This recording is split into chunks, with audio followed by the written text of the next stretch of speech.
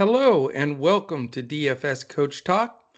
I am Joe Sarvati, affectionately known as Coach. It is Saturday, June 5th, and I am excited to be doing this podcast to discuss what I think could be one of the best NBA series of the playoffs, and that is the Brooklyn Nets against the Milwaukee Bucks. So we're going to break that down a little bit, talk a little bit about the series, and also, look at this slate and this showdown slate for this game and see if we can come up with some strategy that's going to help take some stuff down. We coming off a decent night for sure on Friday night. Shout out to my partner in crime there, Mr. Andrew Hansen. Put together some very nice lineups for DraftKings and FanDuel, so that was terrific. And I was slightly profitable in Yahoo with some of our lineups there as well. So it was a good night, a little bit of grinding and some good wins from Andrew on both FanDuel and DraftKings. So hopefully our members really took advantage of that. And if you caught our podcast yesterday, then we talked specifically about Luka, Kawhi, Luka being the guys. And not that that was any surprise, but they were certainly dominant without question. And as you can see, though, I'm wearing my all black for the tough Mavericks loss. Certainly not what I was expecting. I thought maybe we finally could get a home game. So Sunday, I'll be back tomorrow to do Sunday's Mavs Clippers Game 7, so that should be very exciting. But let's get back to the task at hand here, and that is the Milwaukee Bucks, and of course the Brooklyn Nets. So a couple things to mention here as far as major injuries go. We do know that DiVincenzo is out injured. He got hurt in this last series. Definitely a big blow for the Bucks. So we'll talk about a little bit where those minutes have gone and how that's transpired from there. But other than that, both teams have had a phenomenal amount of rest here. I mean, it's crazy. The Bucks, who had swept the Heat, they haven't played in a week. They didn't. Their last game was last Saturday, so they're refreshed and ready to go. And the Nets haven't played since Tuesday, so they've had a nice stretch to get healthy and rested up and ready to go as well. The BetUS.com.pa line for this game is Brooklyn -4, and it's a 239.5 over under. Not that makes that much of a difference considering, we're not looking at multiple games here, but it does tell you that this is going to be a barn burner. Almost a 240 number you don't see very often. So certainly the expectation with the pace that these two teams play and the phenomenal scorers and stars that they have, there's probably going to be some big fireworks in this for sure. So let's take a look at the teams a little bit. If you're, real quickly, if you're watching this on YouTube, do me a big favor. It's our only ask of the podcast. That's hit that thumbs up. That means a lot to us. It really does. And subscribe to the channel. Our man John Wehausen's pulling a bunch of analytics and information for us. And, we still have the majority of our daily listeners on YouTube that aren't subscribing to the channel. And we would ask you to do that because that's the easiest way to know when our podcast post. And with some of the different schedules now, with the playoffs and everything going on, we'd hate for you to miss one of the pods. So please do that. And if you're listening to us on any of our podcast landing spots, whether it be Spotify, Apple Podcast, Podbean, iHeart, Stitcher, you name it, we're there. Also take a second and hit the 5 stars. Give us a quick comment. Love the pod, or anything that's just going to be a little bit of information that we can utilize, because our man Joe Stanton goes through all of those on once a month, and he does a randomizer pick of one of those people that put 5 stars in a comment, and they receive a free week of Coach Talk. So it's worth a couple of seconds, and it means a lot to us. It really helps us move up the algorithm on all those podcasts, landing spots, and on YouTube. So much appreciated there for sure. All right. Let's go into the Brooklyn Nets a little bit here and discuss this. As far as, again, they're rested. We can talk about what their strategy was in this last series and sort of what we can anticipate here. The question will be, and that's going to be a big part of today, is following the news throughout the day, catching some of the coach speak. It's been very quiet this week because they've both been off for these two teams. We haven't gotten much information at all. So we want to listen to that and see who's starting, and if we can get a little bit more in depth with the strategy of the teams, like we've seen in this Dallas Clippers series, major swings in strategy lineups, and we may see some of that in this series as well. But what they've been going with thus far is the lineup of Durant, Harris, Griffin, Irving, and Harden. So, a little smaller ball with Blake playing the center. And, I guess you couldn't call it small ball, even though Kevin Durant's 7 feet tall. But that's the lineup they've been going with. And then as far as their bench, they've gone to Bruce Brown and Landry Shamet, decent amount. They're getting 20 to 22 minutes per game. As far as the backup center spot, it's been Nicholas Claxton that's gotten some of those minutes. Sometimes they play small and basically play Durant at center, but Claxton's, been in that 12 to 15 minute range. And other than that, you're getting 10, 12 minutes from Tyler Johnson. And that's about it. Will we see DeAndre Jordan in this series because of some of the size of Milwaukee? That's, some of the information we need. He was dinged up a little bit, and they really didn't need him for that Miami series. So, as of now, I'm not counting him in the rotation, but something definitely to keep an eye on. So it comes down, to the very obvious here, especially in a showdown slate. There's not going to be much mystery on this side of the ball. I mean, your first two options are Harden and Durant. They're both just absolutely killing it. And then slightly behind them, but not that far, is Kyrie Irving. And, those three superstars, possibly, the most stacked 3 superstars on a team, possibly in NBA history, is where almost all of their usage and DFS points come from. So how do we fit these guys, as far as putting them in lineups, and who are we going to give, who are we going to favor? That is going to be interesting to see per game, and that'll certainly make that determination. For me, I'm looking, based on the matchups and how this should play out.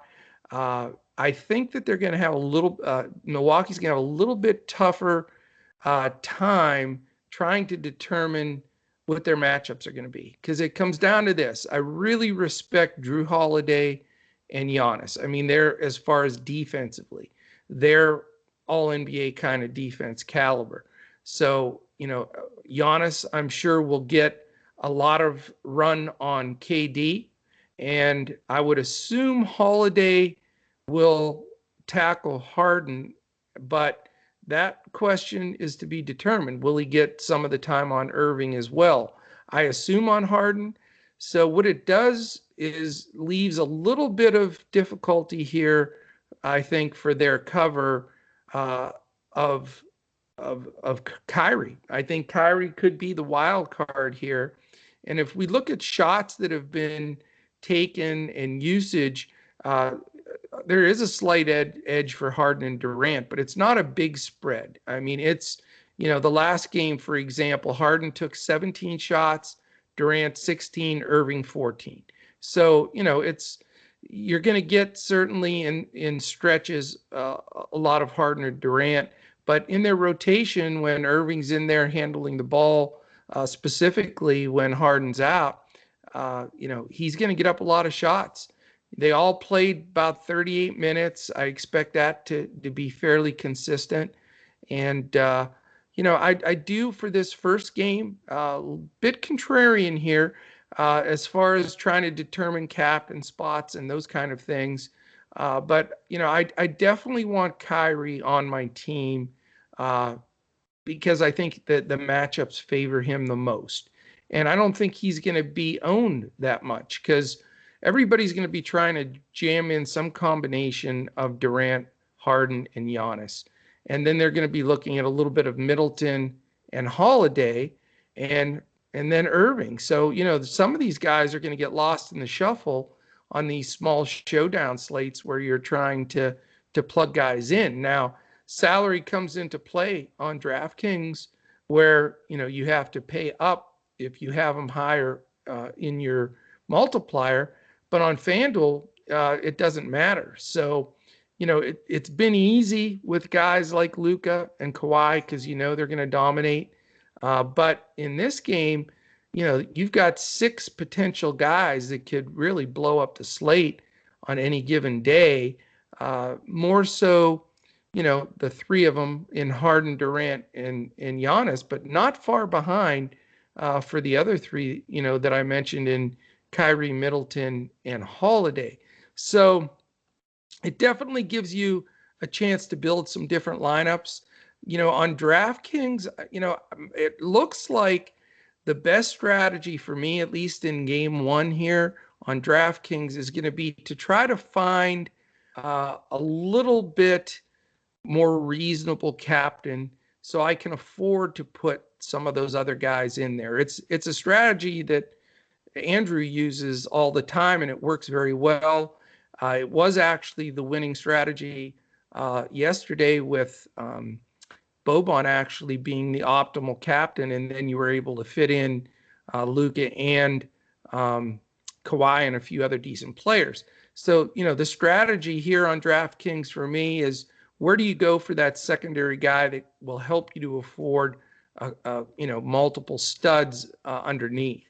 And as far as from the Brooklyn side, your options are not, very long. I would say maybe one guy that you could look at, and it's risky. It's Joe Harris. He got up 8 shots. Sometimes he gets hot, gets some decent ancillary stats. He did have 6 assists in that last game. But again, risky, but we're talking about how are we going to finagle as many good players in this rotation as we can. But after that, though, I'm not interested in Blake or, those bench guys whatsoever. So it really is going to be, very critical, especially on DraftKings where you have to pay up for that spot. Now on FanDuel and Yahoo, it's a lot easier. You don't have to, the price makes no difference where you plug them in. So, again, you can differentiate yourself a bit with maybe a Irving or Middleton or Holiday, but most people in those positions, the smart play is going to be making that huge decision between Giannis, Durant, and Harden. And the tough part about it is one of those 3 is going to have to not even make your lineup. So it's really going to be extremely painful. I mean, I've been messing for the last hour trying to look at different combinations, how it will work. And man, I'll tell you what, it is tough. So, on a showdown slate, to fade somebody of the caliber of Giannis, Durant, or Harden is sounds nuts, but that's really what it comes down to. So, for me, that decision is the decision that I have to make prior to game time. And will certainly be sharing that final decision on two of those three guys will be in every lineup for me. And we'll be sharing that in Discord with our members prior to lock. And it's not that I'm holding that back, from our listeners. And we really appreciate our awesome listeners on YouTube and all our podcast sites. It's just I haven't made that decision yet because I want to see the lineups and check out some more of the coach speak as the day goes on today.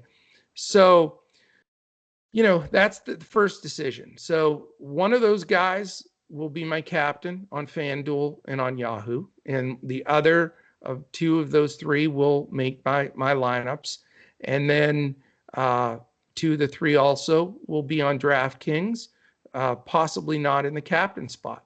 So the secondary spot comes in is, who are the next level of players? The three I've mentioned here a couple of times are key. And let's switch over to the Bucks now and talk a little bit about their roster and how that's flying, and that'll help us bring together the rest of these lineups.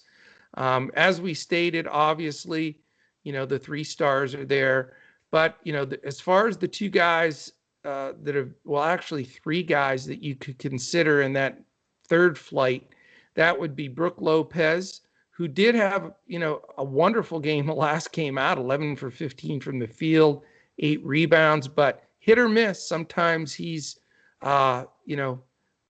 just very quiet out there. But if he's popping some shots, he can get a few stocks for you and some rebounds. So he is, one of the only more value pivots that you have.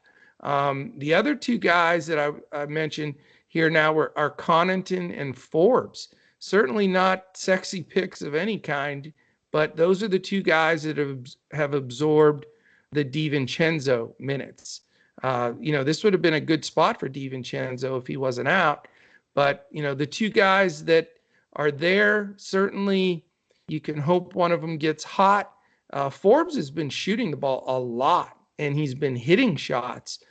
This last game in particular, and the game before, he was putting up threes like crazy. He took 15 shots in the last game, 14 threes. Took 14 threes. That's hard to do by yourself. 7 of 14 is phenomenal. So I think Forbes will get a lot of attention. He'll get a lot of ownership, but he's probably going to come off the bench, play mid-20s minutes. His price is good. Again, the other option, Connaughton, probably splitting most of the game with him. Again, very hit and miss, coming off a bad game, really 1 for 5. But he will grab some more rebounds and can get you some stocks as well. The only other guy in consideration at all, I guess, would be Bobby Portis. He's only been getting like 15, 20 minutes a game since the playoffs started, but he can explode when he's in there. He's a sneaky play for last man in as a possibility as well. The guy I'm not looking at, even though he's getting minutes, is PJ Tucker. I mean, we all know, we've seen games, in his Houston days where he would play 38 minutes and have 9 fantasy points, which is pretty hard to do. But, again, he's not shooting much. He will get you some rebounds. I just don't recommend going that direction. And that's really about it. I mean, both teams' rotations are pretty tight, about 8 guys each. So, that's really where it lies. So it'll be just the combination that you choose. For me, like I mentioned, I'll be choosing 2 of those 3 studs, and based on what is available from there, that second flight of guys, I'd like to get 2 of 3 of those guys. Those decisions have to be made between Middleton, as I mentioned, and Irving and Holiday. So, as far as depending on the first 2 that I chose, we may only be able to afford one of those guys. That's that whole combination I'm working with. And then we're going to more than likely need one value guy that's going to be, hard to swallow, but it's the only way to make it work, and that flight of guys, for me right now, that option is between Lopez, Forbes, and man, it's just not good after that. And maybe Joe Harris. So I have three flights of three that I'm working with here, and how you put those combinations together is everything. Now, one thing I may do, which our listeners that listen all the time, I'm more of a cash player, single entry guy, not multiple lineups. I usually roll, spend and several hours putting my lineup together, and I'll generally roll with one lineup. And that's what I'm, putting in my cash and single entry. But, in these showdown slates, the contests are a little bit different. And I may roll out in some of the big GPPs 4 or 5 combinations of lineups, which is unusual for me, but I think it's what you need to do in these situations because there's such a fine line. If your one lineup has Giannis and Harden, and then your second flight guy, you can afford Holiday, then you have to fill in with maybe, a Joe Harris or a Pat Connaughton. That would be, a combination. Then, but that I wouldn't live and die with that combination. I think that's where you have to get a little bit more open-minded, at least for me, because I don't usually play multiple lineups like that. But then, maybe you pivot from Durant to Harden, go Harden, Giannis, and the second flight guy, you can switch to maybe a Holiday, and then the fill-in guy may be Lopez. So there's ways that you can make it work that you can live with, but I do think you need more coverage than normal because of the different flights of players here. We haven't seen it like this in any of the other playoff games because there's such high weighted on the good players, but you have some distinct levels of guys that are solid and have the potential to drop big numbers at any time. So hopefully that helps. At least lays the groundwork for us to examine. We'll see how this first matchup goes. It's hard to look at past history and these two teams playing because these combination of players haven't been available. I mean, this is only the 9th game, I believe, that Durant, Harden, and Irving have even played together. And Milwaukee hasn't really played in any key games without DiVincenzo. So the combination, I've been in basketballreference.com digging through the all the statistics and trying to put guys in and out in different situations, how the usage moves. And the bottom line is this: you can look at those numbers all day long, and it's very simple. We don't have a huge sample. In fact, we don't even have a small sample to really look at this straight on matchup. So we have to make some assumptions here. The best way that I found to do that is what I explained here in this podcast, is tiering those 3 tiers and trying to have representation where I can make those lineups work. And, I think that's what we have to look at. And then we can start breaking down for game 2 and 3. We can look at the matchup, see where there were some weaknesses, see what the coaches' strategies were. Are they going to double Giannis? Are they going to give him the outside shot and sink in on him? There's a lot of strategies that can be had here that will change how things, work out. I mean, if they are going to try to double on Durant or Harden, there's certainly going to be some open shots for guys like Irving and Harris. So, we got to look and see what they're going to do. They're going to have to play it straight up. I certainly don't think Brooklyn wants to let Giannis beat them. I think somebody else is going to have to really step up. More than likely, that could fall to Middleton or Holiday.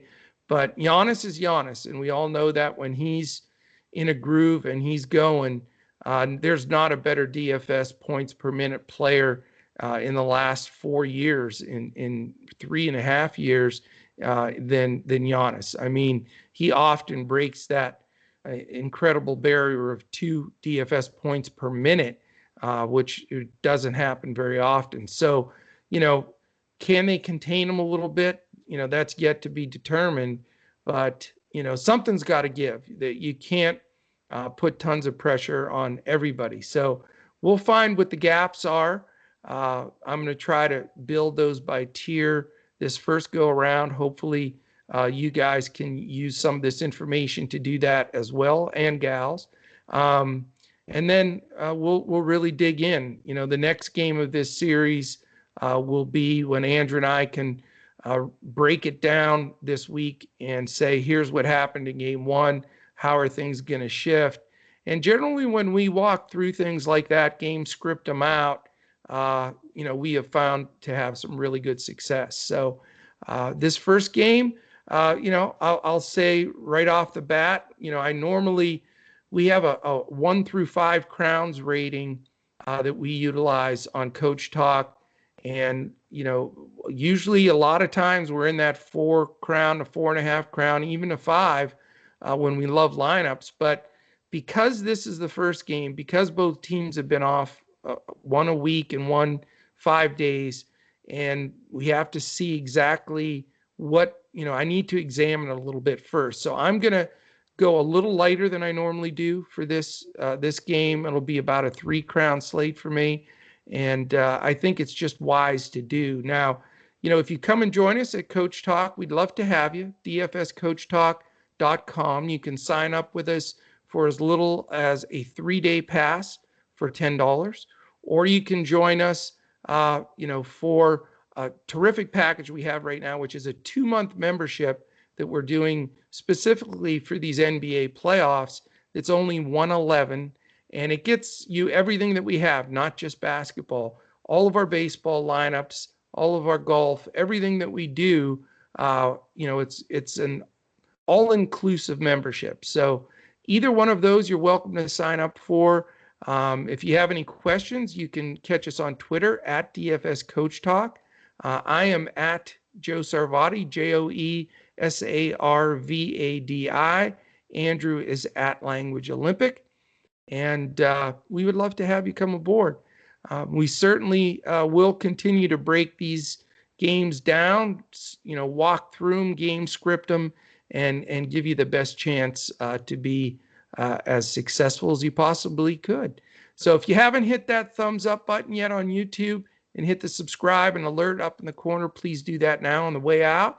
And you know, let's go take some stuff down. I mean, just because these are showdown slates, I know there's lots of splits and everything, but hey, I'll split first place with as many people as I need to every day, and I'll be happy with that. I think most people would. So let's just focus on it and keep smashing it and keep having some success. So we'd love to see you. Hopefully you'll join us, and we will continue to do 7-day-a-week podcasts throughout the entire NBA playoffs. So thanks so much for listening in, and certainly hope that you crush it in NBA DFS.